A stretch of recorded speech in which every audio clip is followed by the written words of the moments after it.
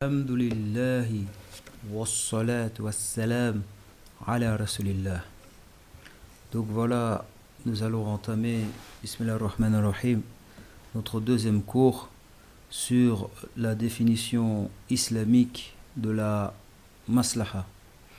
Donc on va traiter de la définition islamique de la maslaha. Je sais que le terme définition fait un peu académique, mais comme je l'ai rappelé lors du premier cours, la maslaha islamique est une science. C'est une science. Si on dit une science, c'est que ça implique ça a des règles. Si on dit que c'est une science, cela implique que cette terminologie, cette étude de la maslaha islamique doit se définir avant d'essayer d'aller plus loin. Car aujourd'hui, avec toutes les fatwas qu'on entend sur la maslaha, on entend des imams, on entend des prêcheurs dire s'il y a maslaha dans une chose, vous pouvez le faire. Mais les gens en réalité, si tu leur demandes c'est quoi la maslaha, ils ne pourront pas te donner une définition correcte. Ils vont voir la maslaha selon leur perception des choses. Ils vont voir la maslaha selon leur perception des choses. Donc il est un devoir pour le musulman de savoir c'est quoi la maslaha islamique. C'est quoi la maslaha islamique et qu'il doit avoir une représentation mentale de la maslaha islamique selon les principes de l'islam, selon la révélation, selon le Coran. Donc la maslaha islamique ne peut être définie selon notre désir personnel. Pourquoi ? Parce qu'on est dans un contexte. Le contexte dans lequel on se trouve, c'est le contexte de l'islam. Lorsqu'on est dans un contexte islamique, nos désirs, nos passions n'interviennent pas pour limiter ce contexte. Et celui qui veut définir la maslaha islamique selon ses désirs personnels, il est comme une personne qui a sa voiture qui est en panne et il connaît rien de la mécanique. Il connaît rien de la mécanique automobile et il veut réparer sa voiture comme selon ses propres sentiments, selon ce qu'il voit, ce qui est une maslaha pour sa voiture. Est-ce qu'il va arriver à réparer sa voiture ? Bien sûr que non. Bien sûr que non. Irrationnellement, c'est inacceptable. Rationnellement, c'est inacceptable qu'on dise qu'une personne est capable de réparer selon ses sentiments, selon ses désirs, une voiture qui est en panne alors qu'il ne connaît rien de l'automobile. Donc pareil, on ne peut pas accepter que Allah Ta'ala nous a créés. Allah Ta'ala dans le Coran, il nous dit dans le Coran, il sait et que nous on ne sait pas. On ne peut pas accepter rationnellement, bien sûr selon la révélation en premier, que on peut connaître la maslaha islamique sans se baser sur la révélation. Donc, avant de définir le terme la maslaha islamique selon l'islam, il faut d'abord comprendre ce mot dans la langue arabe. Car la langue arabe, c'est la langue de la révélation. C'est la langue par laquelle Allah Ta'ala a décidé de révéler cette religion qu'est l'islam. On a dans le livre intitulé Al-Maslaha al-Mursalah Dawabituha, où l'auteur de ce livre va rapporter toute une définition du terme al-maslaha en arabe. Ensuite, il va faire une conclusion du terme al-maslaha, comment il était défini dans la langue arabe. Car dans la définition islamique, on va toujours retrouver une partie de la définition dans la langue arabe. Donc la maslaha dans la langue arabe veut dire hiya jima' hiya jima'ul khayr. Hiya jima'ul khayr. C'est-à-dire c'est la quantité de bien qu'il y a dans une chose. Donc la maslaha dans la langue arabe, c'est la quantité de bien qu'il y a dans une chose. Donc lorsque une chose contient du bien qui nous profite, on dit que c'est une maslaha. On dit que c'est une maslaha. C'est pour cela Allah Ta'ala dans le Coran, il dit dans un verset وَلَا تُفْسِدُوا فِي الْأَرْضِ بَعْدَ إِصْلَاحِهَا ذَلِكُمْ خَيْرٌ لَكُمْ. Allah Ta'ala, il dit dans un verset ne s'aimez pas le mal sur la terre après qu'il a été réformé, ceci est meilleur pour vous, ceci est bien pour vous, ceci est meilleur pour vous. Donc on va dans ce verset, Allah Azza wa Jal a utilisé un terme auquel il faut faire attention. Il a dit la tufsidu fil ard ba'da islahiha. La tufsidu fil ard ba'da islahiha. Donc ne s'aimez pas le mal sur la terre après qu'il ait été reformé. Donc Allah Ta'ala a utilisé un terme ici, la tufsidu, qui vient du terme al-mafsada. Al-mafsada, c'est le contraire de al-maslaha. Al-mafsada, c'est le contraire de al-maslaha. Al-mafsada signifie le mal. Al-mafsada, c'est une chose, c'est la quantité de mal qu'il y a dans une chose. Et Cheikh As-Sa'di, par rapport au verset dont je viens de vous lire, il a dit, quand Allah Ta'ala dit وَلَا تُفْسِدُوا فِي الْأَرْضِ بَعْدَ إِصْلَاحِهَا ذَلِكُمْ خَيْرٌ لَكُمْ. Cheikh As-Sa'di, qui était le professeur de Cheikh Al-Uthaymin, a dit dans son tafsir de ce verset, il dit, certes, délaisser les péchés par soumission à l'ordre d'Allah, donc délaisser les péchés par soumission à l'ordre d'Allah et pour se rapprocher de lui est un bien et plus profitable pour les serviteurs que de faire ce qui entraîne la colère de Al-Jabbar et le châtiment de l'enfer. Donc ici, qu'est-ce qu'il nous dit le Cheikh Sa'di? C'est le fait de délaisser le péché par soumission à Allah Ta'ala est un khair. Donc le fait de ne pas propager, de semer le mal est un khair. Pourquoi? Parce que ça apporte le bien. Le fait de ne pas propager le mal, ça apporte un bien dans la vie des gens. Maintenant, quelle est la différence entre al-maslaha et al-mafsada? C'est quoi la différence entre al-maslaha et al-mafsada?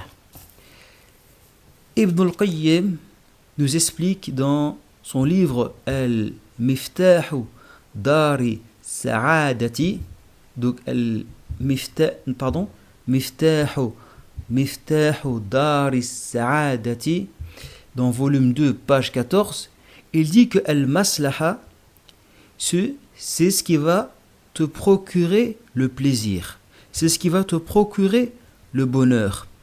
Et c'est les moyens qui vont t'aider à atteindre le bonheur. Donc, al-maslaha, c'est ce qui va te procurer le plaisir, c'est ce qui va te procurer le bonheur et les moyens qui vont t'aider à atteindre le bonheur. Donc, si à chaque fois qu'on entendra le terme al-maslaha durant nos cours, il faudra toujours se mettre en tête, c'est ce qui nous procure le plaisir, c'est ce qui nous procure le bonheur et les moyens qui nous aident à atteindre ce bonheur. Et le terme al-mafsada, Ibn al-Qayyim, il dit, le terme al-mafsada, qui est le contraire de al-maslaha, signifie le châtiment, la douleur et les causes qui vont mener au châtiment et à la douleur. Donc le terme al-mafsada signifie le châtiment, la douleur et les causes qui vont nous amener au châtiment et à la douleur. C'est ça la différence. Donc al-maslaha, c'est ce qui va te procurer le plaisir, c'est ce qui va te procurer le bonheur, c'est ce qui va te procurer la joie et les moyens qui vont t'aider à atteindre ce bonheur. Et al-mafsada, c'est ce qui va te procurer le châtiment, c'est ce qui va te procurer la douleur et les causes qui vont amener au châtiment et à la douleur. Le troisième point qu'on va traiter ici, on va traiter de la différence entre la maslaha des hommes et la maslaha islamique. Entre la maslaha des hommes et la maslaha islamique. La maslaha des humains est différente de la maslaha du Créateur. Donc la maslaha des humains, c'est la maslaha que les humains ont décidé que c'était une maslaha. La maslaha du Créateur, c'est la maslaha que Allah Ta'ala a décidé par la voie de la révélation. La différence, c'est que la maslaha des humains cherche à ce qu'on soit au service de la créature. Et la maslaha islamique cherche à ce qu'on soit des adorateurs du créateur de la créature. Donc la maslaha islamique cherche à ce qu'on soit des adorateurs du créateur de la créature. Et la maslaha des humains cherche à ce qu'on soit des adorateurs des êtres humains. C'est pour ça Ibn Kathir, dans Al-Bidaya wa Nihaya, rapporte une parole très célèbre où un commandant de soldats perse a demandé un jour à Rabi', lors de la bataille de Al-Qadisiyya, au sujet des musulmans. Rabi leur a répondu. Il leur a dit une parole très belle, très célèbre. Il dit: Allah nous a envoyés pour que nous faisons sortir celui qui veut de l'adoration des serviteurs vers l'adoration du Seigneur des serviteurs, du malaise de ce bas monde et de ce qu'il y est. Pardon, excusez-moi. Je recommence. Allah nous a envoyés pour que nous faisons sortir celui qui veut de l'adoration des serviteurs vers l'adoration du Seigneur des serviteurs et du malaise de ce bas monde et à ce qu'il soit à l'aise de l'injustice des religions vers la justice de l'islam. C'est ça la maslaha islamique. C'est quoi? C'est qu'on cherche à ce que les êtres humains ne soient plus des adorateurs des êtres humains. On cherche à ce que les êtres humains soient des adorateurs d'Allah Azzawajal, soient des adorateurs du Créateur de l'univers. On cherche à ce que les êtres humains ne connaissent plus le malaise de ce bas monde et qu'ils connaissent, qu'ils soient à l'aise dans ce bas monde. On cherche à ce que les êtres humains sortent de l'injustice des religions vers la justice de l'islam. C'est ça la différence entre la maslaha islamique et la maslaha des hommes. Et à ce sujet, Allah Ta'ala il dit: وَمَا أَرْسَلْنَاكَ إِلَّا رَحْمَةً لِلْعَالَمِينَ وَمَا أَرْسَلْنَاكَ إِلَّا رَحْمَةً لِلْعَالَمِينَ. Allah Azza wa Jal, il dit: nous t'avons envoyé seulement pour miséricorde pour l'humanité.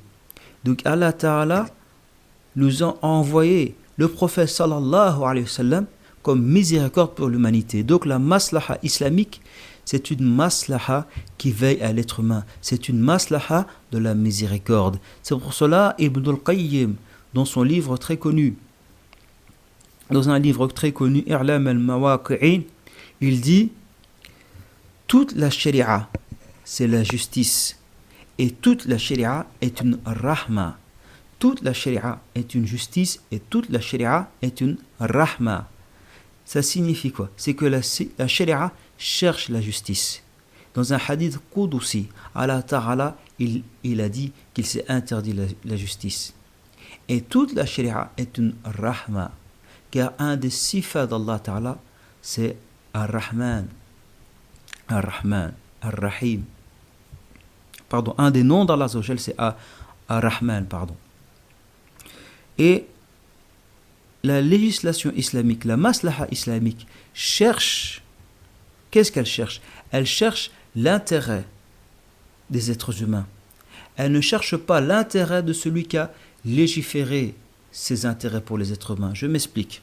C'est-à-dire que l'être humain, dans sa maslaha, lorsqu'il cherche la maslaha des êtres humains, lorsqu'il légifère une loi, il cherche la maslaha des êtres humains, mais aussi il cherche aussi sa maslaha à lui. Il cherche la maslaha des êtres humains et il cherche aussi la maslaha à lui, l'être humain, lorsqu'il légifère une loi. La preuve, la cigarette. La cigarette, on a une preuve, on a des preuves au niveau médical, comme quoi c'est nuisible à la santé. Tous les médecins sont d'accord que la cigarette, c'est quelque chose qui est nuisible à la santé. Une des causes de mortalité en Occident, c'est la cigarette. On a des preuves que c'est nuisible à la santé, mais ce n'est pas interdit. C'est une cause de mortalité, mais malgré cela, ce n'est pas interdit la cigarette. La cigarette est quelque chose qui n'est pas interdit. Malgré qu'il y a des millions de morts, on n'interdit pas la cigarette. Pour quelle raison? Parce que la cigarette est quelque chose qui rapporte beaucoup d'argent à l'État. Et quelque chose qui rapporte beaucoup d'argent à l'État. Comme ça rapporte beaucoup d'argent à l'État, on ne va pas l'interdire. Parce que ça rapporte beaucoup d'argent à l'État. Comme l'alcool. L'alcool, qui est une des premières causes de mortalité. À cause de l'alcool, des femmes se font violer. À cause de l'alcool, il y a beaucoup d'accidents de voiture. À cause de l'alcool, les gens attrapent des maladies mortelles comme la cirrhose. Malgré qu'on sait tout ce qui est négatif, par rapport à l'alcool, mais les États mécréants, comme la démocratie, la laïcité, refusent d'interdire l'alcool, refusent d'interdire la cigarette. Pourquoi? Parce que ça rapporte l'argent. Tandis que dans l'islam, tandis que dans la maslaha islamique, même si la cigarette rapporte de l'argent, même si l'alcool est quelque chose qui rapporte de l'argent, ça sera interdit. Ça sera quelque chose d'interdit. On va interdire cela. Pourquoi? Parce qu'on regarde la rahma de l'être humain. On regarde la rahma, on est là pour la rahma de l'être humain. On n'est pas là pour l'intérêt d'un groupe de personnes au détriment d'une majorité de personnes. Donc, l'islam, la maslaha islamique, regarde la rahma de l'être humain, même si elle va gagner, même si elle va gagner dans une chose, beaucoup d'argent dans une chose qui va détruire les êtres humains, ce qui n'est pas le cas de la maslaha qui a été instituée par les êtres humains. Et aussi, Allah Ta'ala dans le Coran, il dit Ya ayyuhan nasu, antumul fuqara'u ila Allahi, wallahu wal ghaniyyul hamid. Allah Azza wa Jal, dans ce verset, Surat Al-Fatir, il dit ô vous les gens, vous avez besoin d'Allah, et Allah Ta'ala wal ghaniyyu al-hamid, il a besoin de personne, il est digne de louange. Il est Al-Hamid. Allah Azza wa Jal, dans ce verset, il montre la situation des êtres humains. C'est que tous les êtres humains, ils ont besoin d'Allah. Tous les êtres humains, ils ont besoin d'Allah dans tous les aspects de leur vie. Dans tous les aspects de leur vie, ils ont besoin d'Allah Azza wa Jal. Et Allah Azza wa Jal nous a informé qu'il n'a pas besoin de nous. Qu'il a besoin de personne. Et Allah Ta'ala, un de ses noms, c'est Al-Wakil. Al-Wakil, c'est celui qui se porte garant, comme ils ont dit les savants, c'est celui qui porte garant de ce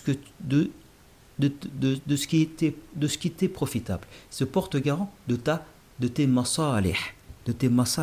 Donc, à partir du moment où Allah Ta'ala, il n'a pas besoin de nous, il n'a pas besoin de notre adoration, et que nos désobéissances ne diminuent pas de sa royauté, à partir du moment où Allah Azza wa Jal n'a pas besoin de nous, c'est-à-dire que tout ce qu'il va mettre en place pour nous dans cette vie, ce sera pour notre propre intérêt. Ce sera pour notre propre intérêt à 100%. À 100%. On ne peut même pas imaginer qu'il y a un atome de pourcentage qui sera pour l'intérêt d'Allah Azza wa Jal. Car Allah Ta'ala n'a pas besoin de nous. Allah Azza wa Jal, il n'a besoin de personne. Il n'a besoin de personne. Et c'est la perfection totale. Tandis que les êtres humains, même s'ils sont riches, ce sont des personnes riches, besogneux. Car le riche, même s'il est riche, il a besoin de dormir. Il ne peut pas rester plus de 24 heures sans dormir. S'il reste plus de 24 heures sans dormir, il va devenir malade. Le riche, Même s'il est riche, il a besoin d'acheter à manger. Car s'il reste plus de un certain nombre de jours sans manger, il risque de mourir. L'être humain a besoin d'avoir des rapports intimes. L'être humain, s'il a une maladie incurable, même s'il est riche, sa richesse ne le permettra pas d'acheter le remède pour retirer cette maladie incurable. Donc Allah Ta'ala n'a pas besoin de nous. C'est nous qui avons besoin de sa sharia. Maintenant, pourquoi le musulman ne peut qu'accepter que la maslaha islamique? Pourquoi le musulman ne peut qu'accepter que la maslaha islamique? Parce que le musulman est celui qui croit au paradis. Il croit à l'enfer. Son but dans cette vie, c'est quoi? C'est faire les causes qui vont l'aider d'aller au paradis. Son but dans cette vie, c'est faire les causes qui vont l'aider à éviter l'enfer. Donc la maslaha du musulman, c'est quoi? C'est chercher ce qui va le profiter dans ce bas monde et chercher la maslaha qui va garantir, qui va le permettre de rentrer au paradis, qui va le permettre de ne pas rentrer en enfer. C'est pour cela l'imam Al-Shatibi dans Al-Muwafaqat, volume 2, de page 30 à 31 dit que le législateur a eu comme objectif à travers la législation d'établir al-masalih de l'au-delà et de ce bas monde. Et il dit également dans le même livre, Al-Shatibi dit également dans le même livre que les législations n'ont été établies que pour l'intérêt al-masalih, pour les serviteurs ici-bas et dans l'au-delà. Donc on voit que la maslaha du musulman, c'est quoi? C'est ce qui va prendre en considération son intérêt dans ce bas monde et dans l'au-delà. Donc il ne peut pas se fier aux intérêts, aux maslaha des mécréants, parce que le maslaha des mécréants n'est limité qu'à ce bas monde. Ils ne croient pas en l'au-delà, donc leur maslaha ne sera limité qu'à ce bas monde, tandis que la maslaha du musulman, l'intérêt du musulman, sera relié à l'au-delà et ici-bas. Car son objectif sur cette terre, c'est de faire les causes pour rentrer au paradis et de éviter les causes qui vont le mener en enfer. Donc il est impossible que le musulman se fie aux maslaha des mécréants. Car les deux maslaha de mécréants et le maslaha des musulmans islamiques qui a été fixé par Allah n'ont pas les mêmes objectifs. Aussi le musulman, c'est celui à qui Allah Azza wa Jal lui a envoyé un prophète que pour la maslaha du musulman, la maslaha de l'humanité. C'est pour cela Allah Azza wa Jal dit dans un verset الذين يتبعون الرسول النبي الأمي الذي يجدونه مكتوبا عندهم في التوراة والإنجيل يأمرهم بالمعروف وينهاهم عن المنكر ويحل لهم الطيبات ويحرم عليهم الخبائث. Donc, dans cette traduction approximative, Allah Azza wa Jal, il dit ceux qui suivent le messager, le prophète illettré, dont ils trouvent mentionné auprès d'eux dans la Torah et dans l'Injil, il leur donne le convenable, il leur interdit le blâmable, et il leur permettent que des bonnes choses, et il leur interdit sur eux que des mauvaises choses. Donc le but de l'envoi du prophète, du messager, c'est quoi? C'est nous ordonner le convenable, nous interdire le blâmable, que de nous permettre que des bonnes choses, que nous interdire que des mauvaises choses. Donc la maslaha du musulman se trouve où ça? Se trouve chez le prophète. Car Allah Ta'ala, lorsqu'il t'envoie un prophète, c'est pour ta maslaha à toi. C'est pour que tu trouves le bonheur dans ce bas monde et pour que tu évites les malheurs de ce bas monde. En évitant les malheurs de ce bas monde, tu rentreras au paradis et t'éviteras l'enfer. Donc, la maslaha islamique, c'est la maslaha que le prophète sallallahu alayhi wa sallam va nous enseigner. Ce qui nous amène à définir la maslaha. Ce qui nous amène à définir la maslaha. Donc, l'imam al-Ghazali, dans son livre Al-Mustafa, il va définir la maslaha. Il va nous définir c'est quoi la maslaha. Il va dire que la maslaha, c'est un mot qui signifie le fait de chercher à obtenir un profit ou à repousser une nuisance. C'est le fait de chercher à obtenir un profit ou à repousser une nuisance. Certes, c'est apporter ce qui profite, ce qui va profiter, et repousser ce qui va nuire. Ce qui va nuire, excusez-moi, je répète, donc l'imam al-Ghazali dit que al-maslaha, c'est un mot qui signifie le fait à chercher à obtenir un profit ou à repousser une nuisance. Certes, apporter ce qui profite et repousser ce qui nuit fait partie des objectifs de la création. Et le bien de la création se réalise en réalisant leurs objectifs. Mais nous déterminons la maslaha comme le fait de préserver les objectifs de la législation islamique qui sont au nombre de 5. Le premier, c'est préserver leur religion. Le deuxième, c'est préserver leur vie. Le troisième, c'est préserver leur raison.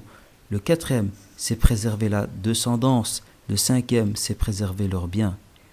Et chaque fois qu'il manquera ces fondements, cela sera une mafsada et empêchera